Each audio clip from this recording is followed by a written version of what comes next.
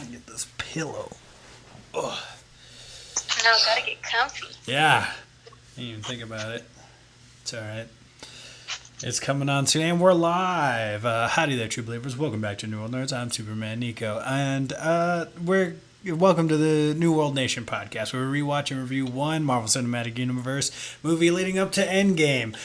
We haven't skipped a few. Civil War was the next on the docket, but we are going to skip a few the next couple weeks to getting to Endgame. So bear with us. Next week we got Thor Ragnarok, hopefully with Gump's videos, and then we got Infinity War after that. And then that Thursday we're gonna go see Avengers Endgame. It's gonna be pretty sick. So this is a Captain America movie, so you know who's with me today. It's Jackie. Make some noise. What up?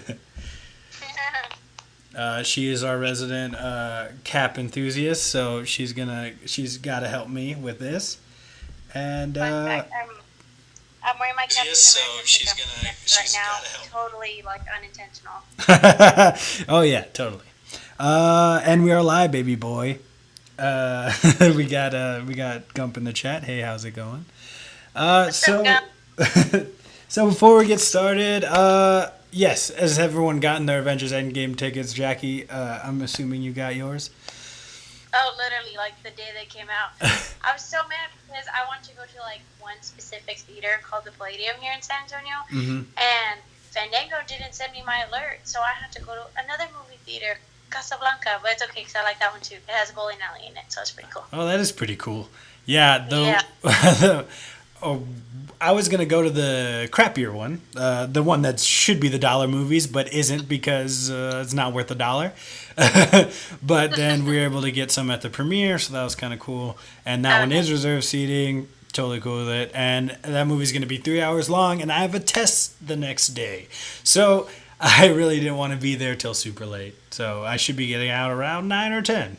And there you go. Yeah, so it all works out. My nerd heart will be full, maybe devastated, but I will be satisfied, I'm sure.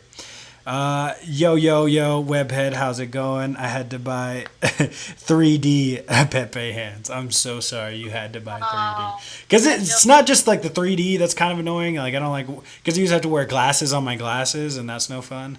You know the struggle. Oh, yeah, no, I feel you. And then it doesn't help that I have, astigmatism in both eyes. It's not just when it's both. So that's just, too much for me. It's too much input for everything. And and not just that, but it also costs more. It's I don't even want this. There's just nothing else available. So that's rough. And it's going to be harder to get Avengers Endgame tickets than it is for the actual Avengers to beat Thanos. That was my dad. He said that. I'm stealing it. I've tons of material of his. I got my free ticket for it, and my friend apparently had 5 tickets that he made give to me. Oh, nice. Yeah, glasses on glasses sucks. Plus, it's super expensive. Yeah, that's what we were talking about. Oh yeah. So, if you guys, some of you guys are also from the Nerd Crew podcast earlier tonight. We went off on a tangent over there talking about Civil War because it's just such a great movie. So it's really cool. I think Civil War, or Justin said I got D-Box. Hey, and look, and speaking of the devil, Nerd Crew's right there. But I think that Civil War is the potential for having a movie universe. It's the potential realized. It's cool. Iron Man was great. I don't think that's what changed my nerd world. It was the end credit scene after that changed the nerd world. The Avengers Initiative end credit scene with Nick Fury. For the potential that there is, that we could have comic books in real life. We can have these comic book universe as movies, and it's insane. Something that's never been done before. And I think Civil War is the payoff for those fans that have watched a bunch of those movies. I said it in the Andy's podcast, but I think that this rewards you. Civil War, a movie like Civil War, a movie like Infinity War rewards you for coming back again and again. It made movies that maybe people thought that didn't matter. Even The Incredible Hulk means something because we got General Ross in this movie. So I really enjoyed it. What are your initial thoughts about the movie as a whole? So I guess like my perspective on Civil War like as a whole was that it's one of those like you said, it's the seeds like that were planted in Iron Man coming to fruition, and this movie is like the fruit that the tree itself bore. So it was like a gift kind of to the fans, and so what I mean by that is like you have all these like separate installments, and then you have the very first Avengers film, which is really like highly rated, and then you have different like team ups here and there, but it's nothing like quite as the same as Avengers. And so you're like from I think 2012, a lot of people had like that taste left in their mouth of like, well, when are we gonna get something this epic? Mm-hmm. And you get it, in my opinion, with Civil War. Like Ultron was, it was a really good team up, but a lot of people are very, I guess, very opinionated on the story and how it was executed, which I completely understand. But I feel like Civil War, it takes it to like a different tone. It has a more realistic plot, something that could actually resonate with fans more. And so I think that was like really important because at this point it's kind of evolving towards like the saying how we talked about it before in like the very first podcast we did together, which was these are human stories with superhero qualities like added to them. And at the end, you go down to the root of it. It's a very human story, and so I think like with Civil War, they definitely capture the essence of it being a very human story because it was something that was really relevant at the point in time. I mean, it came out in 2016, and of course we had the like essentially like the turn of like the century, at least at that point for us, with the election and all these things going on. And so it was definitely something that it resonated with people because of the current events going on and because of the fact that the story was so relatable, because it's like how do you disagree with someone and still continue to move forward. And so I definitely think like even though those are like quote unquote simplistic plot themes, sometimes you have the simpler the better because it's easier to kind of enact and understand and get audiences to relate to that. And so I really do think they captured like the essence of like this being a very human story because it really was. Mm-hmm. Even though the whole point of the movie is them fighting over the Sokovia Accords after everything that's happened, it's like that really could happen. In real life. I mean, minus the superhero stuff, of course, but I mean, you can have a very politically charged disagreement, and it's like, well, where do you stand, and how far you're willing to go to defend that? Mm-hmm. And so I think that was like a really important point that they got across, which I really liked. Definitely. So, like you were saying, that's a very personal story, and I think that is something that the movie does that the comic book doesn't do. These characters feel like they're still themselves while they're having this conflict. Like Steve still feels like Captain America, and Tony. It makes so much sense for his journey for him to be like, no, we need oversight because I've done a lot of shitty things, whether it was good intentioned or not. I did stuff that I shouldn't have done. And in the comic book, Tony Stark Iron Man was kind of just being like the villain, and he was doing villainous things. And the reason like you knew they were bad is because he was enlisting villains and brainwashing villains into being on his side or being agents for the government. And so I thought they did a really good job of making both sides seem very valid, and which is something that like I was like, no, I mean, come on, Steve, you should have signed the Accords. But then, like, once I saw the movie and once you see his journey, it's just like, no, he's done everything for you guys, and I believe he's right. I think that he makes a really valid point where he's just like, what if what if we have to wait, and they won't let us go somewhere, or, the opposite, we go somewhere that we don't want to be. And I think that the world will choke itself in red tape. And I just felt like this was just a bunch of red tape that they have to jump through. Guess what? The bad guy doesn't have, like Tony says, oh, if we can't accept limitations, we're no better than the bad guys. But guess what? Also, the villains don't have to do that, and they already took the bioweapon, and they're out of here. So pick and choose. Yeah, exactly. And I think like the kind of like the point how you were talking about how even though it's a different story from the comics, like there's still more explored that the comics didn't touch on, and like how you talk about like the aspect of humanity and like how far people are willing to go like for like to prove themselves. And I think that was like really important too because it kind of goes back to the scene where they're in I think it's Berlin. Correct me if I'm wrong. They're in Germany, and that's when they're like, oh, technically it's the government's property when their stuff gets taken away, and they have Bucky like waiting for the psyche bell, and he's trying to get Steve to sign the accord, and he tells him, sometimes I'm not punching you perfect teeth, but then he adds like, but I hate to see you go, or he says something to that effect, and the whole point is him saying like, I hate that you're being stubborn, but I respect where you're coming from, and you have to see it from my perspective. And so I think they did a really good job at, showing like, hey, like these people firmly believe in what, in what they're trying to fight for, but it doesn't mean they're not trying to hear out the other side. And so you kind of get that aspect of whenever like Steve's trying to tell him like at the airport, he's like, there's 5 super soldiers just like Bucky, and this guy's going to go and try and release them, and I'm sorry, but that's too dangerous. That's going to threaten the greater good of the world. It's in my like moral obligation, speaking for Cap, he's like, in my moral obligation, I can't let that happen. And so that's why he's fighting through to, get that taken care of. And of course, we see him and Bucky leave.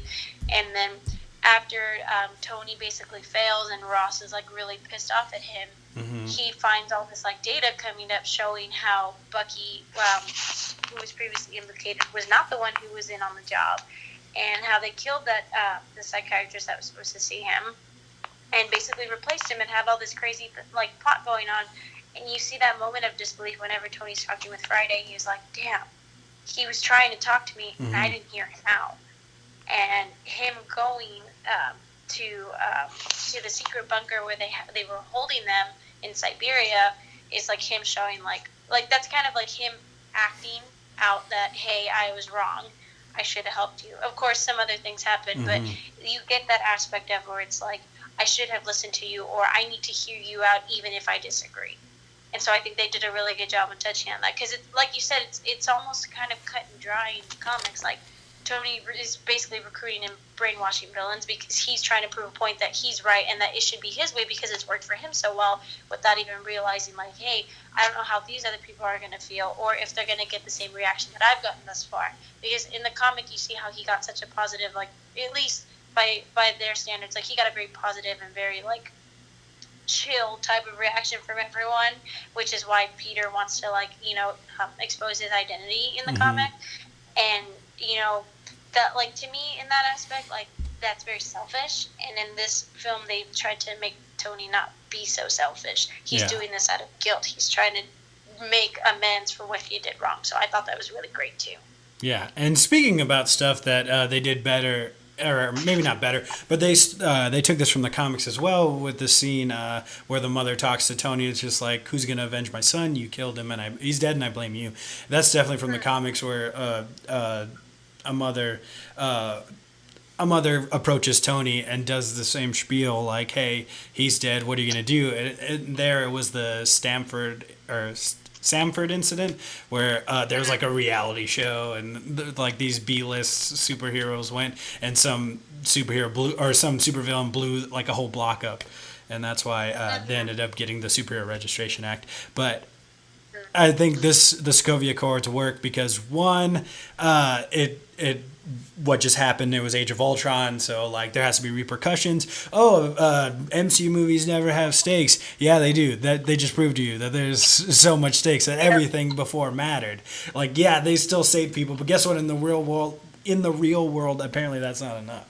To just save people and have good intentions. There was one part where you said, like, where General Ross was talking to Cap, and it just made me think of how he was just like, if I misplaced 2 30-ton nukes, you bet there'd be consequences. Bitch, it's your fault that there's a Hulk. So don't even fucking come at them about fucking, where's the Hulk? Like, oh God, when I saw that scene, I was like, hypocrite. Yeah, like, totally. Why? Who are you to talk? Yeah, and it's like, where's Thor? Thor isn't here. He's an alien. Like, he doesn't have a dog in this fight. He just happens to help out sometimes when we abuse the Infinity Stones. Like, that anything he does is extra. He don't have to. There's a bunch of other realms he's got to, save. He's got to guard 9 realms. Yeah. So why don't you just pump the brakes? Let's talk about the chat. The chat's getting pretty crazy right now. I said I miss Cody, and then everyone's jumping in, and there's apparently a group hug going on with everybody. And I miss you all there. Is that good? I'm just going to say it. Daredevil should have been in this film, and it made sense since it's not about secret identities, but Marvel Studios and TV conflicts. Like, yeah, we had a lot of characters, but still. I totally agree. I love Daredevil, and I would love to have seen, like I think only at that point we only had Jessica Jones and Daredevil. I don't think we had Luke Cage and Iron Fist yet. Jessica Jones. Yeah, so I would have been totally cool, like Daredevil on Iron Man's side, and then because he's a lawyer, and then you got Jessica Jones, or maybe it's the opposite. Maybe they can do it just like Cap and Iron Man, the ones you think would be the opposite, because Jessica Jones like, no, I'm guilty. Like I feel like I did a bunch of stuff I shouldn't have done. We need to be left in check. And then Daredevil's like, well, I actually know like how the law can muck things up, and that's why I dress up at night and beat criminals to a bloody pulp. So Yeah. Jay says that Loki is alive. Shut your mouth. He's dead. He's super dead. We don't talk about that. We don't talk about it? He's super dead. We don't talk about it. Okay. I'm sorry. I didn't mean to bring it up. I love how they all seem like real people. We talked about that. We could talk till we're blue in the face about how they feel like real people. But I think the thing that embodies that is when they get presented with the Sokovia Accords and they're all just discussing it, like debating about it, and you see how all these characters are different and how they're the same. But I just love it because they feel like fully fleshed people. I saw somewhere someone tweeted like because of an Avengers Endgame TV spot or whatever, they're like, oh, Avengers headquarters is so bland and blah, blah, blah. I was like, really? Like, when I watch it, it seems pretty lived in. Like, Scarlet Witch has got a guitar in her room, like, Vision's in clothes. Like, I like it. I think it has personality to it. I liked it, too. I really liked it. I think people are, like, hard on it because they want it to be like the comics, but it's like, there's a difference between honoring the source material and then straight up copying it to the point that it's not realistic enough for the audiences. You either go too far or you don't go far enough. And I honestly think they hit the nail on the head with this one. Like I really think they did a good job with like the whole backdrop and everything. And it's going back to is this realistic enough to the audience? Yes. And I liked it. I like the Avengers complex. I really do. And I like it in the like I don't know. I like the characters. Maybe my vision's askew. No pun intended about the vision. But it seems like each character it seems like more than Age of Ultron, because Age of Ultron when it starts like, oh, we've been a full-fledged team this whole time, which I didn't like because I'm like, nuh-uh, I was waiting for you guys to cross over in your guys' solo movies and you never did. And in this one, I felt like they did a good job. Like, oh, they're more familiar with each other. Like, Scarlet Witch is definitely a part of this Avengers team. Like, they're teaching her, they're mentoring her. Especially get a lot of mentoring from Steve. And then, hey, Wanda just like practice. Yeah. Oh, that's so good. They're like team ups in that. That's like hell yeah. That's a well-oiled Avengers team. Yeah, they got some people exploded, but that's because Cap loves Bucky so much. That's nobody's fault. All right, Rumlow. I wish he would have stayed alive. And then as soon as he died, I was like, okay, Cap's not dying in this movie. Because there's no way. I thought maybe like, even towards the end, maybe when Zemo and them, they were in, where were they at? Siberia? At the end? They're a snowy place. At the facility, yes, in Siberia. Okay, they're in that place. I thought like, still like towards the very end, but once it was happening, I didn't think so. But I was like, what thing you could do? Like, you'd have them two fighting. Because I was like, they're not going to kill each other because that'd be super dark. And you wouldn't believe that either character would do that. At least not Captain America killing Tony. So when he was up, like, about to, like, hit the arc reactor, like, I was like, that would be a really cool moment. Like, I was totally lost in the scene. But, like, my thought was, like, my thought going in was, like he's gonna get shot like through the chest, like in the Death of Captain America when they're fighting, like when they're distracted and he's gonna be like, oh shit, so Tony's gonna go down this even further guilt rabbit hole. But that didn't happen. But I remember in the theater when Cap brought up his shield and Iron Man put his hands up, I remember like for a second, like, oh shit, he's gonna do it. But obviously he would never. And then Andy brought up a really cool thing in his podcast saying that he took off the helmet, like he broke off the helmet first because if he destroyed the arc reactor with his helmet still on, he would suffocate. I was like, whoa, I didn't even know. So that was really cool. The more you know. Yeah. So I think it's so hard to like not compare this to Batman v Superman, because like they're not the same movie, but they kind of are, and it just shows like, hey, this is how you don't do it. This is how you do it. Let's face it, Batman vs Superman was what not to do, and Civil War is what you should do. Yes, yeah, it just really was like it. You already are emotionally invested in this character. It's hard to get you emotionally invested in these characters that are brand new, and not just that. Like they didn't make the new superheroes in this movie an email attachment. They weaved them into the story, and it made sense. Like this is like what Vision was saying. He said like, oh, ever since Tony Stark announced that he was Iron Man, like the number of enhanced people has increased dramatically. So it makes sense. It's like, why is there just a bunch of superheroes now? It's like it just happens. Like when I watched it this time, I thought of Glass, how they had like the video at the. I don't want to say spoilers for Glass. The montage. Anyways, there's something in Glass. It's just like maybe if people see this, they'll become superheroes. They'll believe in themselves and blah, blah, blah. So I kind of thought like, oh, that's kind of the same thing. Like once there's a superhero, all these other superheroes start popping up because you're like, hey, I can be a superhero. Superheroes are a real thing now. So sorry, I went on a little bit of a Glass tangent. And no, but it makes sense. It makes sense because if you look at the timeline of these two and how people compare them so much, it's like, subject matter, can they be compared? Sort of. Are they really the same, though? No. What else did I get over here? There's just so much in this movie, and I really freaking like it. Like, when it came out, when I left the theater the first time, I was like, whoa, I think I just found a movie that I like more than the Avengers. Because Avengers was top tier MCU for me. Yes, Winter Soldier is great. Yes, Iron Man's great. But nothing made me feel like the way I felt when I watched the Avengers for the first time. And then the next time that happened was here in Civil War. And it has like two of the best superhero fight scenes in any comic book movie. So, and they're great for completely different reasons. The airport scene is because it's the biggest thing. It's like when you were a kid and you were playing with your action figures, this is what it was. Like if you had as many action figures as say Titus does, my brother, like, and you just go and you're just smashing them all together and everybody's involved. It's this battle royal of superheroes, and it could have been so like. It could have been so crazy. It could have been a CGI fest where you couldn't follow the action. But I think that like the way they directed it, the way they got some of the shots, like where you can see like Spider-Man jumping over stuff and like everything. It's like you can follow the action. It's not crazy, and like it's just so interesting to see all these different powers clash against each other. And then the other fight is great because it's so emotional, very heavy. And it's just great.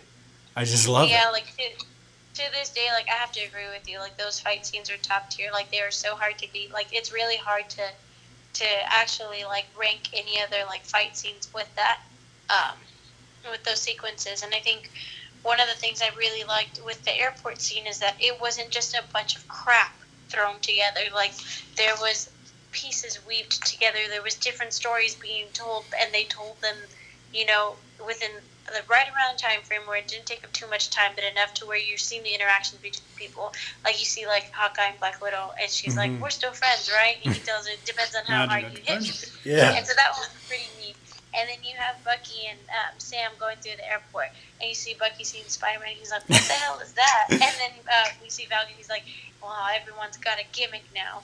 And when they're fighting, how Bucky catches Spider-Man's punch. He's like, you have a metal arm? That is awesome. That's great. He's trying to chase after him, and I remember everyone busted out laughing with this line. He's like, you have the right to remain silent. Everyone busted out laughing. It was so hilarious.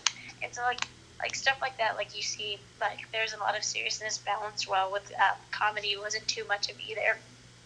Another like moment where it was like really serious but also comedy with them three was whenever Spider-Man's like about to like charge through Sam, and like Bucky tries to like break it, and they fall on the bottom, and like he webs them, and he's like, oh sorry, I gotta impress Mr. Stark. And Sam gets his little baby falcon, I forget what it's called. Red Wing. Red Wing. And he takes him out whenever he's about to shoot the web. He's like, "You couldn't have done that earlier." And Falcon tells him, "I hate you." And that was so pretty.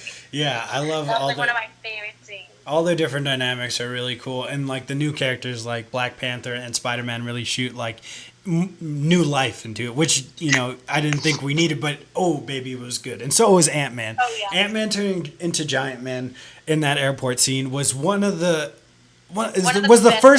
first time in a long time where I was legitimately surprised, because we are in the loop. We are marks. We're New World nerds. we're smart marks for superhero movies, and so we know everything behind it and all the stuff, like, oh, so and so's gonna appear in this one, blah blah blah. So for that to happen, I literally said, oh shit. And he turned into Giant Man, and it was awesome. He blew my mind, and I didn't think. And then it could have looked so silly, and maybe it did a little bit, but it works because it's Paul Rudd, and anything he touches is gold. Oh yeah, for sure. And so we got in the chat, Baron Zemo is an underrated villain, and I agree with you. I really liked him, and it seems. What's the consensus in the chat? Gump said, is he though? I wanted Zemo to wear his suit like in the concept art. That would have been, I think, pushing it a little bit to wear his purple hood. Yeah. I can see why they didn't do that, but also I'm a complete nerd. Give me all the crazy shit. I don't care. But his reasoning behind it makes complete sense. I believe that. His reasoning makes sense, but the execution was poor. I think that people were like, oh, his plan was very convoluted, like Lex Luthor's in Batman v Superman. But I think he thought on his feet, and it made a lot more sense than Lex Luthor's plan, because it's just like, how does he even know everyone's identity already? You let your family die! All right, I'm not going to do any more Jesse Eisenberg, Lex Luthor. But I think Baron Zemo did a great job, and I think a lot of it was just him thinking on his feet, more than like, oh, this had to happen and this had to happen. No, like he has training and patience, and so he planned out everything, and what he didn't plan for, he improvised. Right. And I think to add to that, so Daniel Bruhl, who's the actor who plays him, he did a really good job at being able to convey hurt and to convey the despise that he had for them without having to do much, because you really don't get to know his motive until they figure out who he really is, and then two, you see that speech with Black Panther at the end when he's listening to the voicemail, and you realize, oh, that was his wife. That was the last he ever heard from her. And so him talk in the small moments where he kind of explains his reasoning for everything, it makes sense to why it was so calculated and also convoluted at the same time. I know that seems like it's kind of contradictory, but the way I see it is because it's convoluted in the way that it's well, how is this going to bring them back? One, which he knows it isn't, but he still wants to go through it anyway. And two, what good do you get from this other than a bunch of destruction? And it's one of those things where it's it's calculated to carry out that point of he wants to destroy them. It's the line that he says, an empire toppled by its enemies can rise again. Anything but toppled from within. That line specifically, which I think is really genius, because it, without saying too much, you realize he's no, you made me feel this way, I'm gonna show you what it's like to feel what I've been feeling. And so I thought that was really interesting. I kind of, not take back, but as far as it being convoluted, I'm not trying to say it's 100% convoluted, but there's an element of that in the calculation. But it's like you said, whatever was thrown in a wrench in his plan, he was able to adjust, because he was special forces in Sokovia, so he's trained for that kind of thing. Yeah. There's a few things in the chat that I want to address.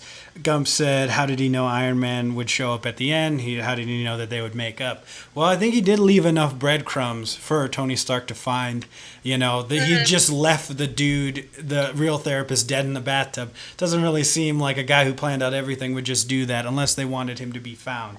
And I'm pretty sure he wasn't expecting a fight in the airport. Maybe he thought Captain America would tell Iron Man, and Iron Man would be like, "That sounds like a good idea. Let's go do that." Everybody, or maybe he thought that Iron Man would chase him, kind of like Black Panther did, chase him all the way over there to the facility. So there's lots of things that could have happened, and maybe it was a construct of the writers. But guess what the whole thing is? All right, and let it go. So, and then Webhead said, headcanon, the city in Ultron becomes Doctor Doom's country. I think that'd be really cool. Like, I think that'd be such a great way to get people on his side, because in the comics, Doctor Doom is the leader of Latveria. He doesn't allow any supers into his country, and his country is pretty prosperous. So it's just everywhere else that he does all the shady shit. So I think it'd be really cool. From the ashes of the mistake of these superheroes, of the Avengers, he rebuilds, and all those people in Sokovia, once they find out that Tony was the one who created Ultron, they probably hate him even more now. So I think that'd be really cool. I think that'd be very interesting, and it would really get the people behind him. If he knew that it would come out that Bucky didn't do the bombings and attacks, then he figured he would join together to fight him. Yeah, and even if you think like, well, then wouldn't the rest of the Avengers come? Well, like they're already on odds. You see two of them fighting, the other two would fight. I think that'd be really cool. And we were all expecting, I think, like a big mashup, 6 Captain Americas versus Winter Soldier and Captain America, and then they subvert your expectation in a good way, and like, hey, really though, and I think it shows the other side. Like Ultron was trying to destroy the Avengers with a big fucking rock. And here is Baron Zemo trying to break them up from within. He doesn't break them up with a rock. He breaks them up with a VHS tape, and a book. A because knowledge is power.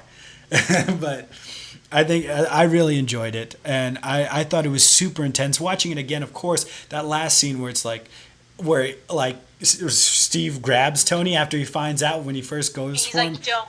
And he tells him, did you know? Yeah. Don't bullshit me, Rogers. Did you know?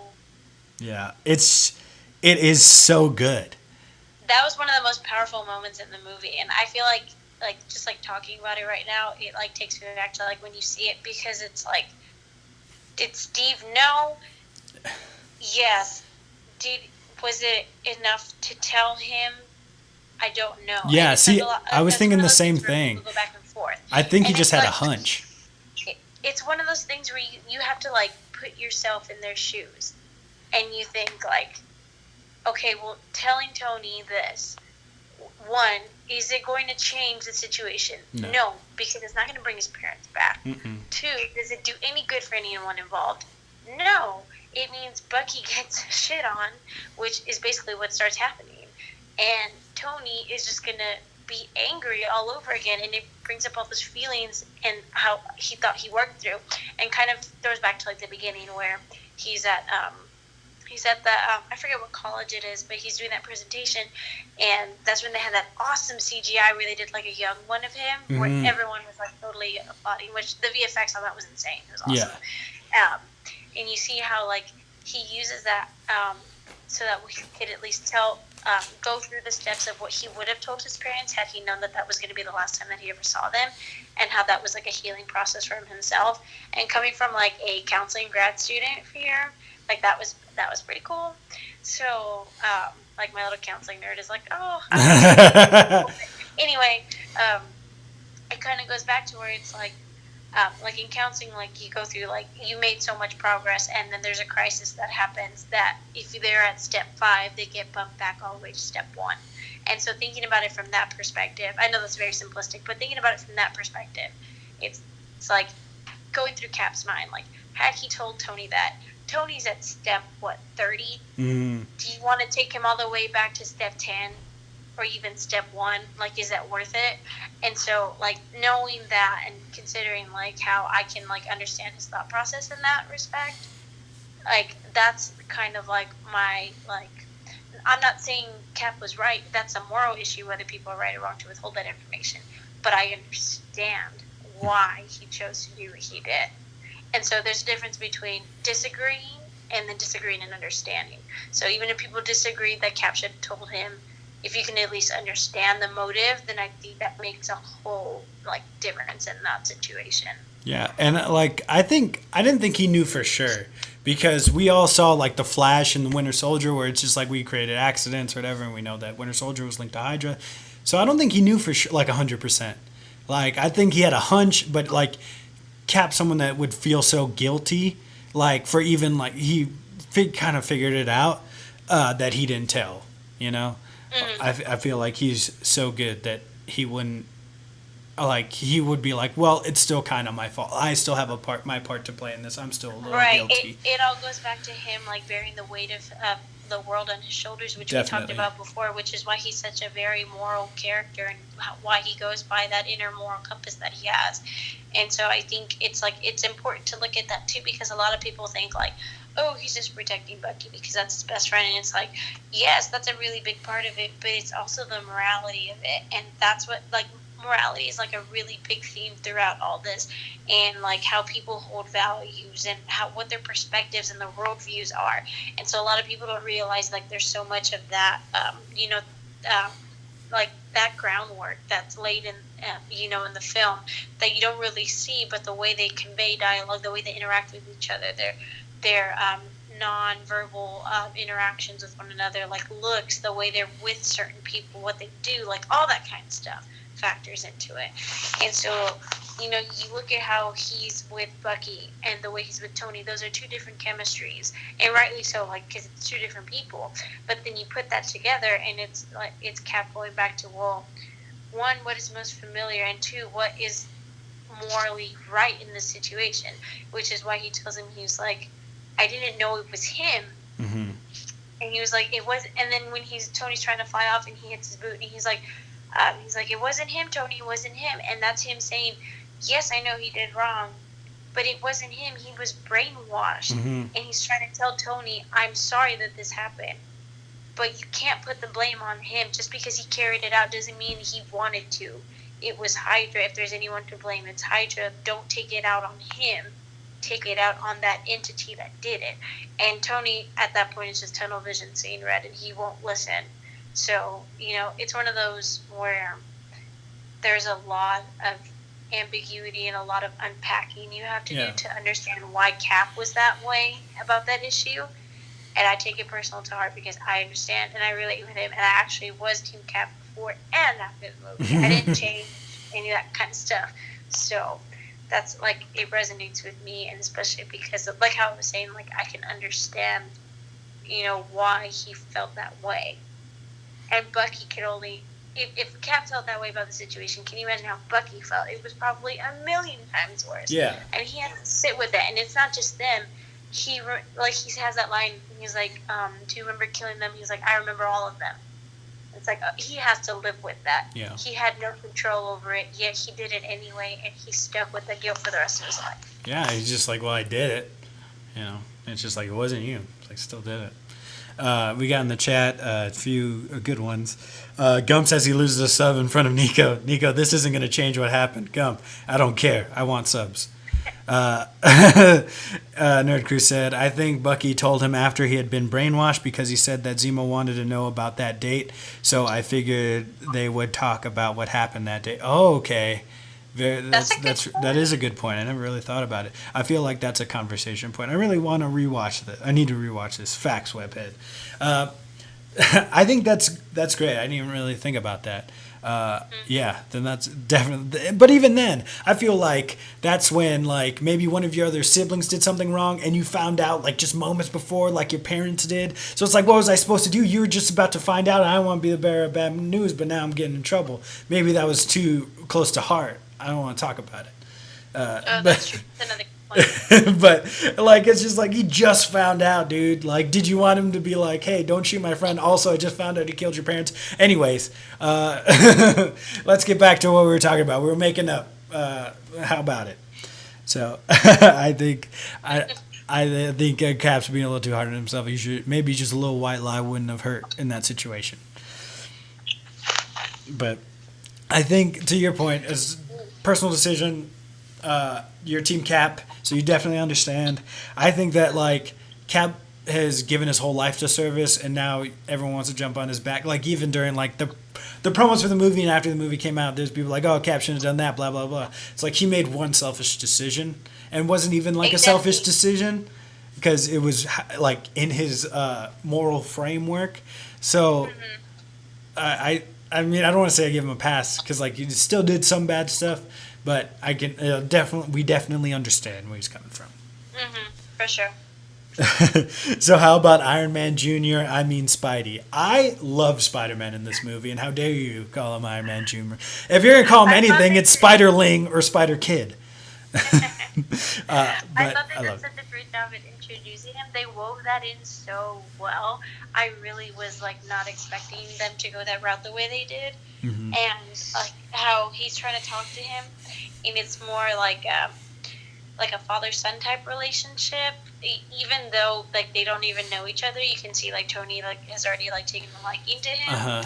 And you see Peter alludes to the with great power comes great responsibility, even though he doesn't say it outright. Yeah. And so I thought that was a really nice little nod that they did as well. I love that scene, and I like it. Just like I can watch that scene over and over again. Like it's right before like the airport scene, so that's like when I want to go and rewatch it. I started from there. Like it's like I got an idea, and then he goes to Queens, and like the uproar in the theater when everyone saw the Queens title card was pretty great. So I love Tom Holland Spider-Man, and I think he does a really good job. And I guess they couldn't have done like the with great power comes great responsibility just yet, and I mean they could have, but I like the way he says it, and do a better job than the Amazing Spider-Man, where he's just like he's like, oh, you didn't have to just do those things, you had a responsibility to do those things, like because they kind of danced around it in that series. But he's just like, I just love that, like I love his whole reasoning where he's just like, I couldn't play football then, so I shouldn't now. Like he's just it's when you can do what I can, and you don't, and then the bad things happen. They happen because of you, and it's just oh man, it just hits me home. It's just so great. It was such a great moment, and I think what's really like neat too is that they really played on the fact that Peter's only like 15. And so the fact that it's a 15-year-old's logic, but yet it's so mature in the context itself, I think they really hit home with that. So they're talking about in the comments about if he's the best interpretation of Spider-Man. I think he's really good at being both, and not just that. Like think about the PS4 Spider-Man. He's in his mid to late 20s, something like that. Like he's been Spider-Man for a while. He's just got his suit. And I'm sure I'm kind of with you where it's just like, well, Tony Stark made his suit, but I'm pretty sure like he'll come into his own. He's still a high schooler. Like he's supposed to be 14 or 15 when Civil War happens, and then Homecoming. Like he's 15, and then he's like 16 by the time it's Homecoming. Yeah, and then so he's 17 in Infinity War, and like it makes sense. You have to you can't start off the first time we see him, like we can't have him be an adult, and like he's like he's the potential, that that any of them can be. He still has untapped potential, and that's what makes him. He's different because he has a different perspective. He grew up in this, or more or less grew up in this world full of superheroes. He wasn't like one of the first ones, and I think he grants a good perspective. And you don't want him to just come out like level 9,000 final form. Like you want him, you need to have room to grow, and I think he has plenty of room to grow, and he has great mentors to do that. Right, and I like how you touched on like the whole like growth, like his journey or whatever, because you see it like in like the cartoons. There's different incarnations, but now that Disney owns Marvel, they recently did a cartoon a couple of years ago that was distributed through Disney XD, and there's an episode in particular. Drake Bell is the one that's voicing him in this cartoon. Yeah, I remember that one. Yeah, he's wanting to be with the Avengers and stuff. And he's like, oh, well, I'm going to leave my, like, teammates behind, which are, like, the quote-unquote, like, younger, like, up-and-coming Avengers who haven't really established themselves yet, but they're, like, saving people here and there. And so, like, throughout that episode, it's, like, him realizing, like, I'm not ready to be an Avenger yet, even though he's been wanting to be an Avenger. And he's like, I think I'll stay where I am for now, But they kind of leave hope that eventually, like, he'll be up there in the big leagues with the other guys, and he accepts that. He's like, I'm fine where I'm at now. And so I think they did a good job on like pulling on like stuff like that, like inspiration from those mediums, or it's like Peter's realizing, I'm way out of my league here, but I'm gonna do my best to try and live up, to the potential that all of y'all have. And so those seeds are definitely planted, and you kind of see that later come to fruition in Homecoming. So. Yep. I want to talk about one of my favorite characters, Peggy Carter. She bites it in this movie. R.I.P. I hope she comes back. Maybe if there's any time travel in Endgame and there's no Peggy Carter, I'm out. I'm just kidding.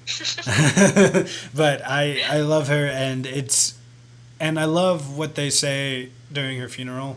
Like even in death, she's inspiring Captain America. Oh yeah. I don't They go back to Cap's quote. Yeah, I don't. Yeah, it's from the comics. It's pretty great. Even when the whole world, or compromise where you can, but don't where you can't. And it's when everybody in the world is telling you to move, plant yourself like a tree. And I think it's so great. And he obviously had to hear it, because maybe he would have compromised in this situation just so they could stay together. Like Black Widow was saying, she said, how we stay together isn't as important as staying together. Right.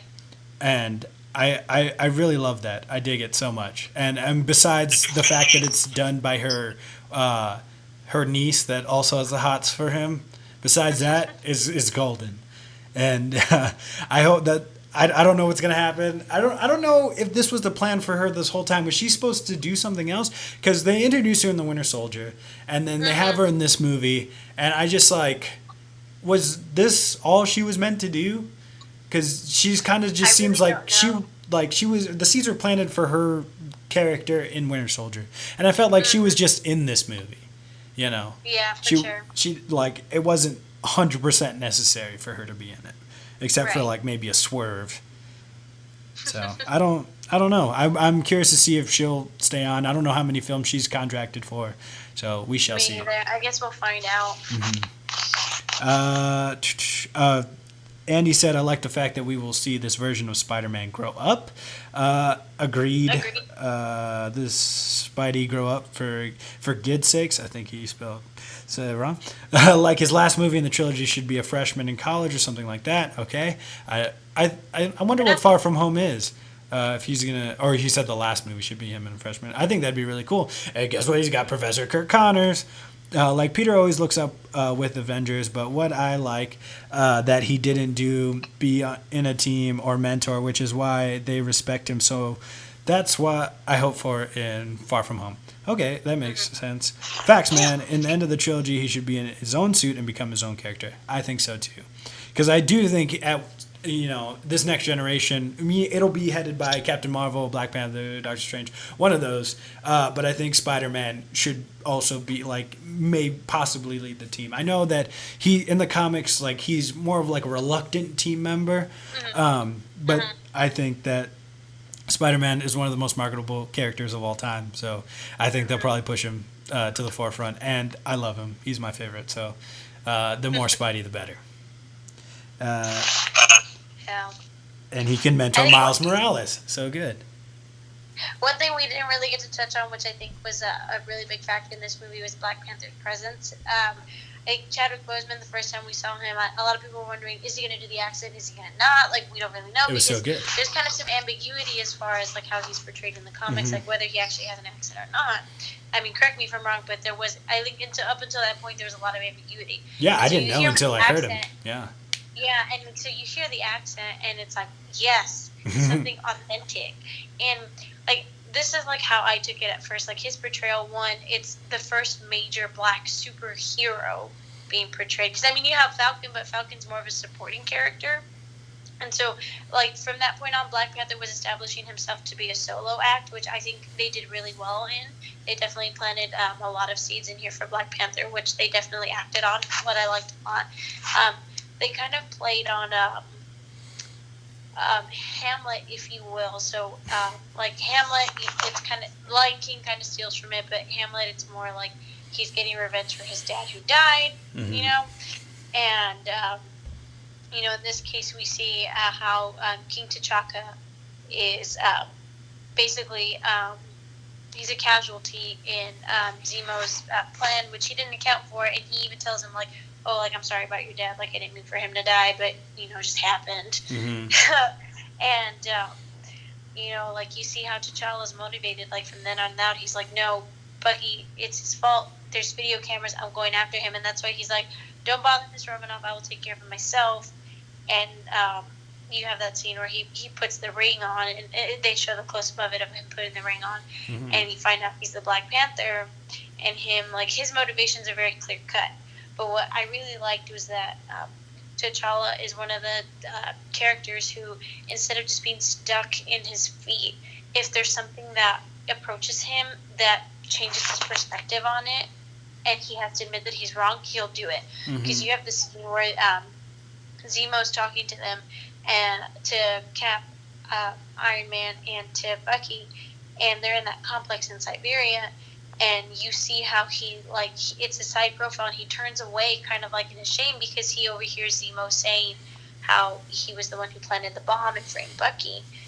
And that's him in that moment realizing, wow, like, I was wrong. I almost killed a man. I almost killed the wrong man. And so you have him, like, in the end, like, talking with Zemo, and he has that, like, really cool line. He's like, "The living are not done with you yet," when he prevents him from dying. One, I think he's able to realize, like, even in death, like, even if you were to let this guy die, it's not going to change anything.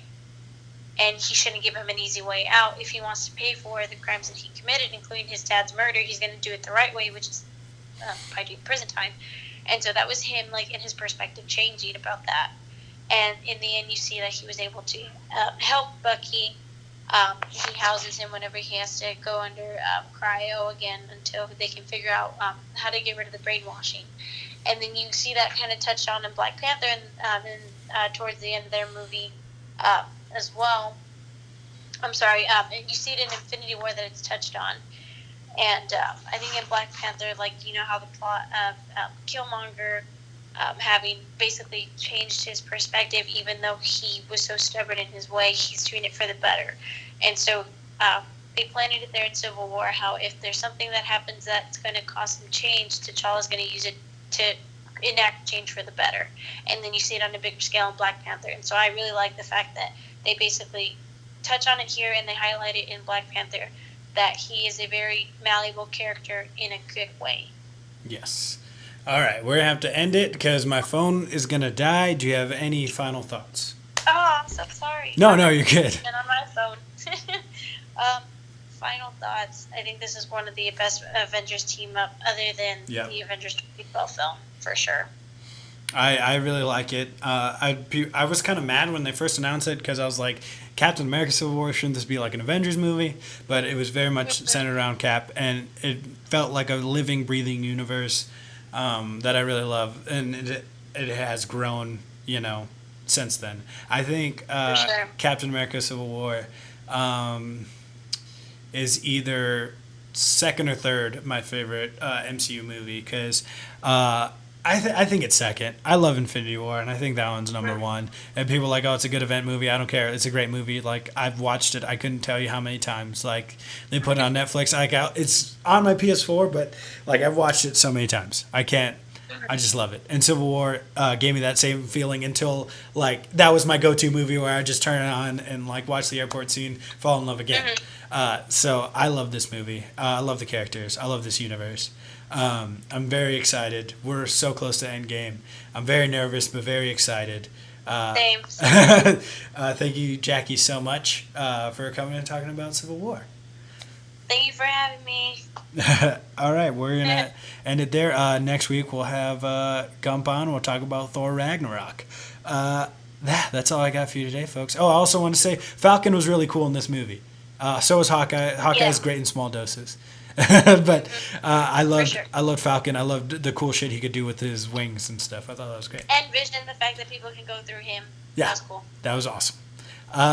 That's all right. I don't want to be cut off. So, thank you guys so much for watching. Thank you guys for being so active in the chat. Really appreciate it. Follow us on Twitter at NewWorldNerds. Subscribe to the channel. Leave a like down below. That'd be really, really great if you were here this whole time. Keep nerding out there, true believers. We'll see you later.